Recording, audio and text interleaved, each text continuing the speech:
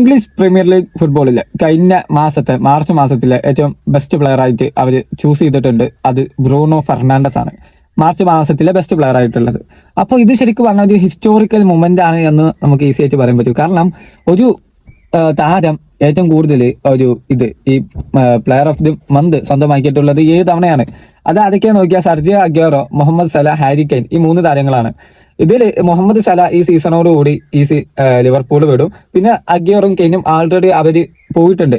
പിന്നെ ബാക്കിയില്ല 2ാം സ്ഥാനത്ത് നിൽക്കുന്ന പ്ലേയേഴ്സ് ആരൊക്കെ നോക്കിയാൽ Cristiano Ronaldo, Steven Gerrard, Bruno Fernandes ആ ലിസ്റ്റിൽ ആള് വന്നിട്ടുണ്ട്. ഏകദേശം 6 premier league player of the month award ആള് വിൻ ചെയ്ത്. ഇപ്പൊ മാർച്ച് മാസത്തിൽ പുള്ളിക്കാരൻ തന്നെയാണ് വിൻ ചെയ്തിട്ടുള്ളത്. ഇതോടുകൂടി ഒരു ഹിസ്റ്റോറിക്കൽ നേട്ടത്തിലേക്ക് ആൾക്ക് എത്താൻ പറ്റി എന്നുള്ളതാണ് കേട്ടോ ഏറ്റവും ഇമ്പോർട്ടന്റ് ആയിട്ടുള്ള കാര്യം. കാരണം ബാക്കിയുള്ള പ്ലേയേഴ്സ് ഒക്കെ നോക്കിയാൽ ഒരുപാട് കാലം ആ ഒരു ലീഗിൽ കളിച്ച ടൈമുള്ള പ്ലേയേഴ്സ് ആണ്. പക്ഷെ ഈ ചങ്ങായി ഈ ബ്രൂണോ ഫെർണാണ്ടസ് 2020 ആ ടീമിലേക്ക് വരുന്നത്. ഇപ്പൊ 6 വർഷം ആയിട്ടുള്ളൂ. ബാക്കി നിങ്ങൾ ഹാരി കെയ്ൻ ആണെങ്കിലും സർജിയോ അഗ്യൂറോ, ക്രിസ്ത്യാനോ റൊണാൾഡോയിലെ പ്ലേയേഴ്സ് ഒക്കെ നോക്കിയാൽ 10 വർഷമൊക്കെ അവർ 10 വർഷം അതിന് മുകളിലൊക്കെ ഇനിയിപ്പോ ഇതിൽ കുറവുണ്ടാവാതെ സലാഹ് ആയിരിക്കും ഇതിൽ കുറവ്. പക്ഷെ സലാം ഏകദേശം 2017 വന്ന് 26 എത്തി എന്ന് പറയുമ്പോൾ 9 സീസൺ ആയില്ലേ.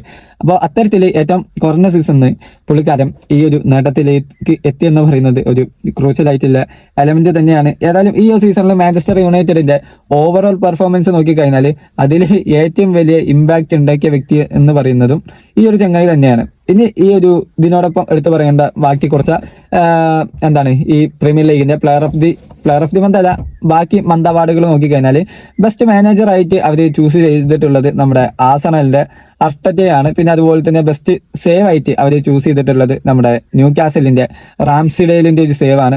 അതുപോലെ തന്നെ ബെസ്റ്റ് ഗോൾ ആയിട്ട് പ്രീമിയർ ലീഗ് ചൂസ് ചെയ്തിട്ടുള്ളത് നമ്മുടെ ന്യൂ കാസലിൽ തന്നെ വില്യം ഒസൂല എന്ന് പറയുന്ന ഒരു പ്ലെയറിന്റെ ഗോൾസ് ആണ്.